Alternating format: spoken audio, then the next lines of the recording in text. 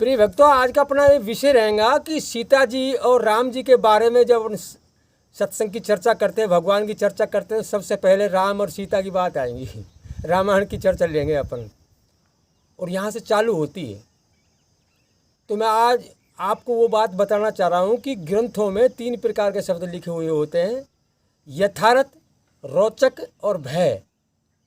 और मनुष्य का काम है कि मनुष्य शरीर प्राप्त करके यथार्थ शब्दों को चुन ले, रामायण में से, गीता में से, भागवत में से, सारे ग्रंथों को। और उस सर्वज्ञ प्रभु की प्रेरणा से जो भी महापुरुष ग्रंथों को लिखते हैं तो वो 3 प्रकार के शब्द लिखवाए जाते हैं जब उनकी सृष्टि चक्र चल रहा है। और सृष्टि चक्र का मतलब हमको ये मनुष्य शरीर से रहित होना है, तो ग्रंथों में से यथार्थ शब्द चुन ले। जैसे मैं आपसे पूछता हूँ अभी कि लंका में जो सीता गई वो असली थी या प्रतिबिंब, तो आप ये कहेंगे कि वो तो नकली थी, छाया गई थी, प्रतिबिंब गया, असली सीता तो अग्नि को सौंप दी। फिर मैं आपसे पूछूंगा कि जो पृथ्वी में समाई जिसके लवर कुश होंगे वो सीता असली है या प्रतिबिंब यानी नकली, तो वहाँ आप ये कहेंगे असली है वो तो, क्यों नकली के लवर कुश थोड़े होंगे, नकली पृथ्वी में थोड़ी समाएंगी, वो असली है। जबकि रामचरितमानस जहाँ से आप ये लेंगे पूरी को पढ़ेंगे तो उस हिसाब से दोनों जगह नकली है। असली सीता गई नहीं, ना लंका गई और ना वाल्मीकि आश्रम पे गई जो पृथ्वी में समाये, यानी कि लवर कुश। रामचरितमानस के द्वारा वो पूरा प्रमाण दूंगा, पूरी चौपाई बोलूँगा मैं आपको, ना सुनने की कोशिश करें आप इनको। तो रामचरितमानस के द्वारा हम मतलब ये कह रहे हैं कि लंका में सीता प्रतिबिंब गई, छाया गई, असली ना गई, तो फिर वहाँ पर भी इसी बात को माने। वाल्मीकि आश्रम पे भी वहाँ पर भी छाया गई, नकली गई रामायण जी के द्वारा। फिर आप इस बात को क्यों कहे कि वहाँ असली है वो तो, लवर कुछ तो असली के होंगे, नकली के थोड़ी हो सकते हैं। तो इसलिए मैं आपको पहले तो ये प्रमाण दे देता हूँ रामचरितमानस का कि दोनों जी के नकली जा रही है। और फिर वास्तव में जब अपन इन रोचक शब्दों को हटाएंगे ना, यथार्थ में आएंगे, तो दोनों जगह असली सीता होंगी। लंका में भी असली सीता जाएंगी और वाल्मीकि आश्रम पे भी असली सीता जाएंगी, यानी कि लव और कुश असली के ही होंगे। लेकिन हमारी जो बुद्धि में अब तक भ्रम पैदा हुआ है वो यथार्थ ज्ञान हम नहीं समझ पा रहे। कोई करोड़ों अरबों संतों में से किसी एक ने समझाया नहीं, वैसे ही चल रही गाड़ी। और आपको भी शायद इस बात का मालूम नहीं होगा क्योंकि आपने पूरी रामायण नहीं पढ़ी, और पढ़ी भी है तो वो चीज़ आपके पकड़ में नहीं आई। अब मैं आपको चौपाइयों के द्वारा प्रमाण दे रहा हूँ कि दोनों जगह प्रतिबिंब रूप नकली सीता जाएंगी, रावण के भी और वाल्मीकि आश्रम पे भी।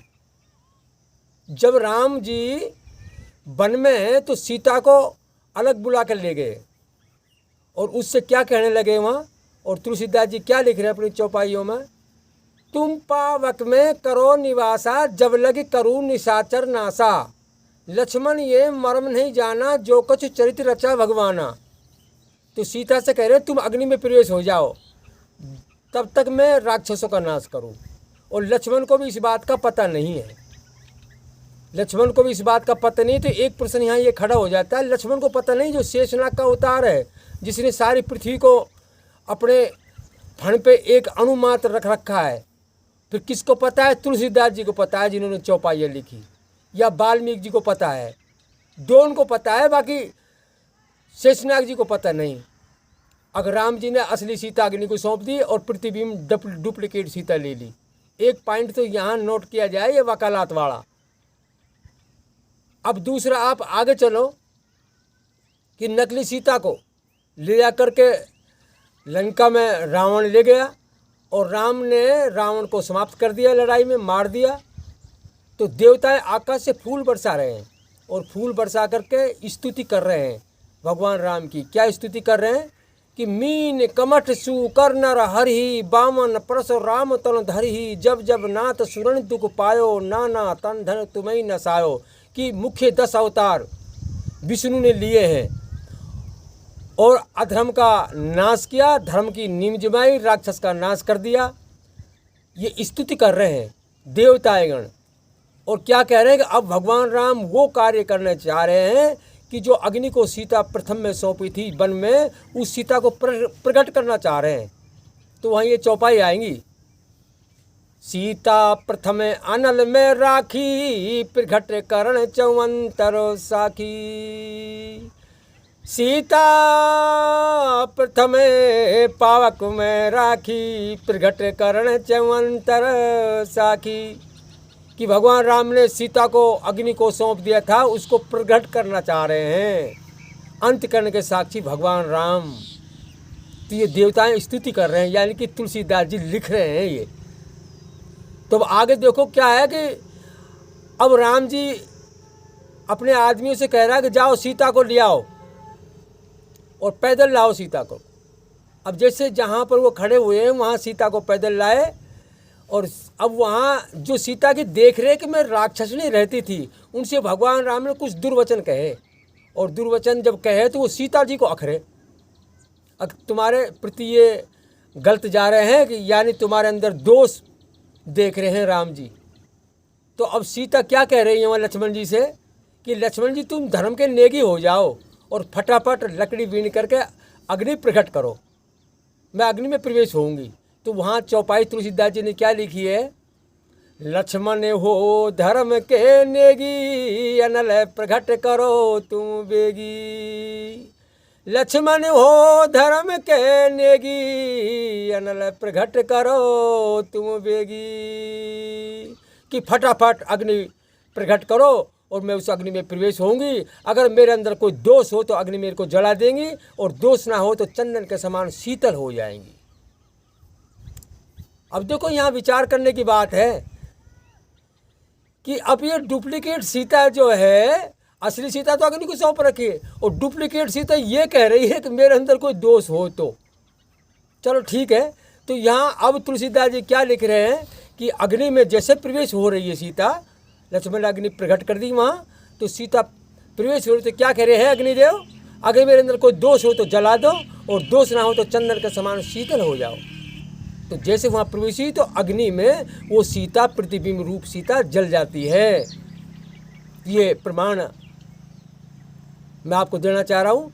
प्रतिबिंब में लोक की कलंक प्रचंड, सब पावक में हूँ जरे। प्रतिबिंब लोक की कलंक प्रचंड, सब पावक में जरे। यानी कि प्रतिबिंब रूप सीता जल के भस्म हो गई है, और वेद शास्त्रों के अनुसार आगे चल करके वही प्रतिबिंब रूप सीता द्रौपदी होती है, ऐसा और बताते हैं ग्रंथ। और 3 जन्म की बात बताते हैं। इससे पहले ये जो प्रतिबिंब रूप सीता है ना, इससे पहले ये वेदवती नाम की लड़की होती है, और इससे रावण बलात्कार करता है।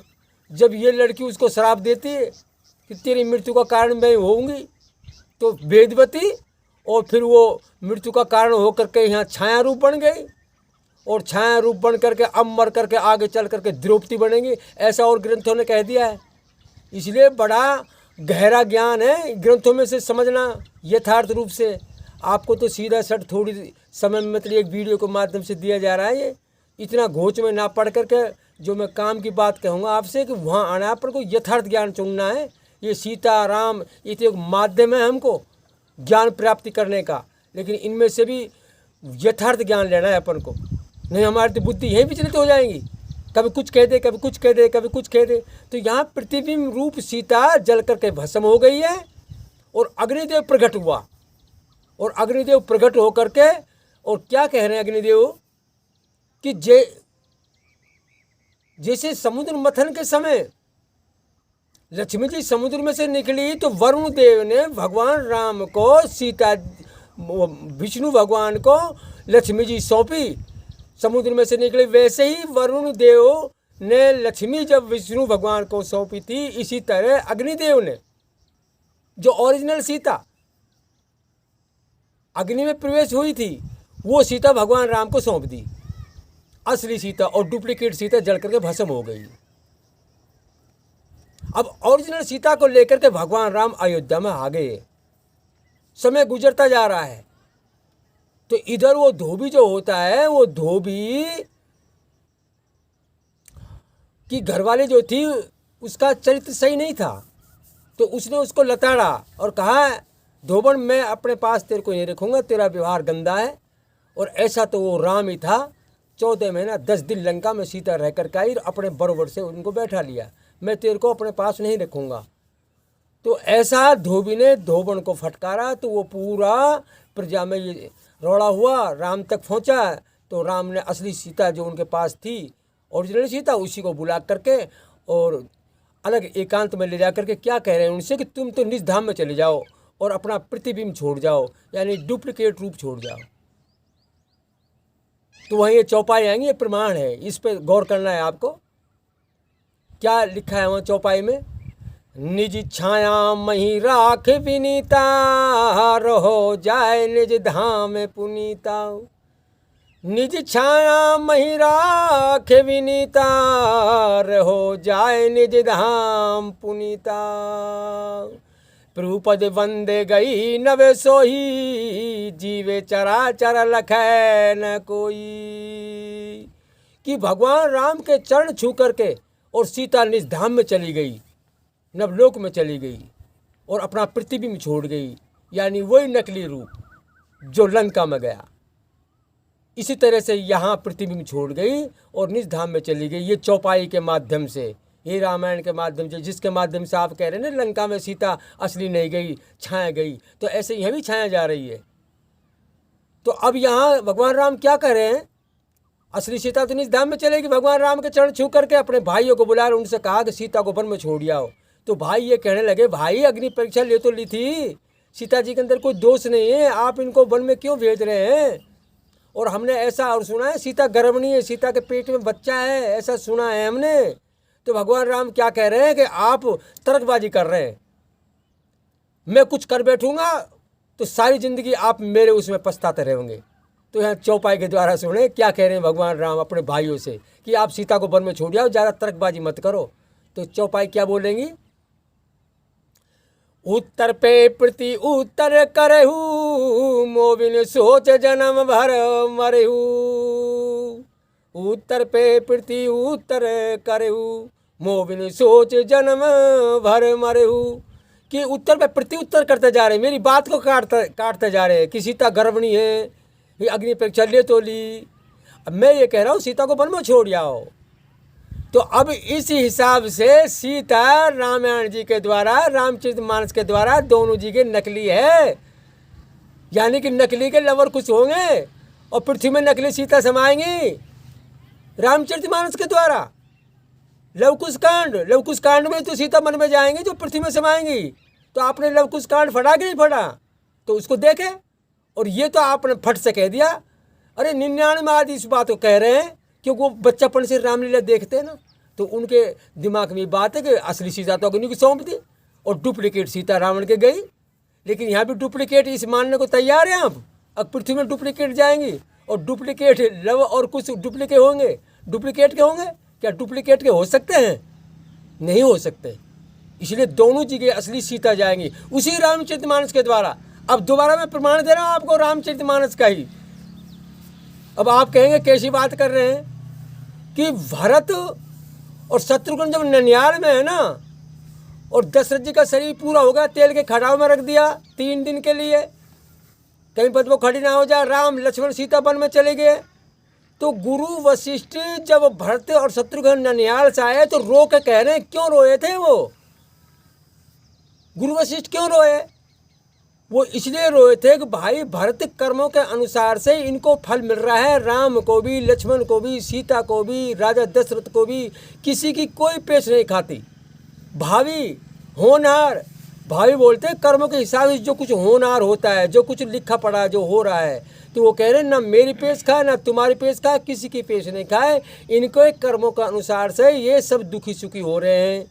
राजा दशरथ का भी जो शरीर पूरा हुआ है वो भी उनके कर्म के हिसाब से हुआ है कि वो श्रवण के माँ बाप प्यासे मरे थे, श्रवण को मारा था, उन्होंने श्राप दिया कि राजन तेरे 4 पुत्र पैदा होंगे लेकिन मरते दफे कोई भी नहीं होगा। तो राजा दशरथ अपने कर्मों का फल भोगेंगा, इसी तरह से राम भी भोगेंगा, सीता भी भोगेंगा, लक्ष्मण भी भोगेंगा। तो ये चौपाई सुन ले और इसका अर्थ कोई महापुरुष से करवाए और आप भी अपनी बुद्धि लगाओ।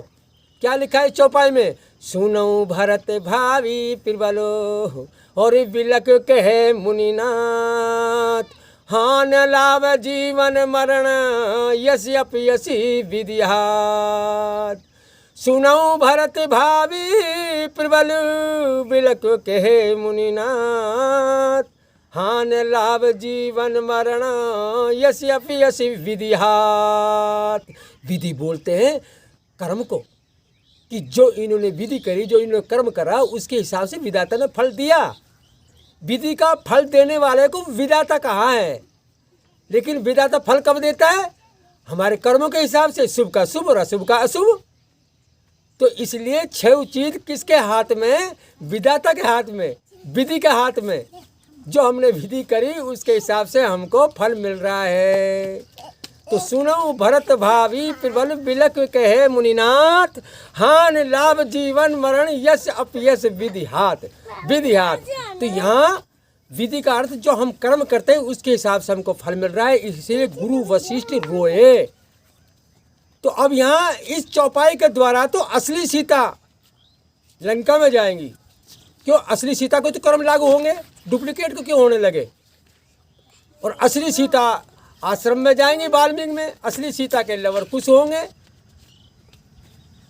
तो यही रामचरितमानस बता रही है। तो इसलिए आपको ये वीडियो जो हमने बनाई है, ये यथार्थ शब्द चुन करके उसी रामचरित में से दोनों बात ले ली है।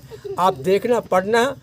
तो रोचक शब्द में तुलसीदास जी अपनी माता का रूप दे करके सीता को नहीं भेजना चाह रहे, ना तो लंका भेजना चाह रहे और ना वाल्मीकि आश्रम में भेजना चाह रहे, रोचक शब्द के द्वारा। और तुलसीदास जी ने लिख भी दिया है, आगे निज निज मति मुनि हर गुण गाई। निगम शेष महेशिया को पार न पाही। निज निज मति मुनि हर गुण गाई। निगम शेष महेशिया को पार न पाई। कि मैंने अपनी मति के अनुसार से हरि का गुण गाया है, सज्जन लोग इसको सुधार लें, सुधार लें। तो वो मेरे लिए भी कह रहे हैं कि सुधार लें, लेकिन मैं इसको नहीं सुधार रहा। मैं आपको यथार्थ ज्ञान दे रहा हूँ। अगर मैं सुधारूंगा ना इसको, और ऐसी तुलसीदास जी की तरह कह दूँ कि नकली सीता गई है दोनों जी गए, लेकिन दूसरा ग्रंथ तो कह रहा है ना कि सीता को वनवास जो हुआ गर्भ सहित, वो तोता तोती का श्राप है। ये भी तो ग्रंथ पढ़ेगा कोई, कि छोटी सी सीता ने जब एक गर्भवती तोती को अपने तोते से अलग कर दिया, तो वो तोता तोती ने रिक्वेस्ट की, लेकिन वो तोती को उन्होंने पिंजरे से नहीं छोड़ा। जैसे ही तोता तोती का शरीर पूरा हुआ तो वो आगे चल करके धोबी और धोबन बनेंगे। जब धोबी धोबन बनेंगे तो वो श्राप पूरा करने कौन जाएंगे? असली सीता है नकली सीता? पृथ्वी में सीता जाएंगे क्या वहाँ? और क्या पृथ्वी में सीता के मतलब आत्मा नहीं होती शरीर में?